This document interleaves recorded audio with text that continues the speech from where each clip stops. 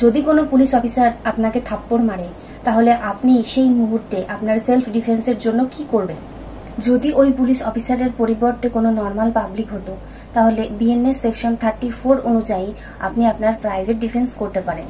কিন্তু যখন কোনো পুলিশ অফিসারের কথা আসে তখন বিএনএস সেকশন 37 বলে যে রাইট টু প্রাইভেট ডিফেন্স কোনো পুলিশ অফিসারের উপরে করতে পারবেন না।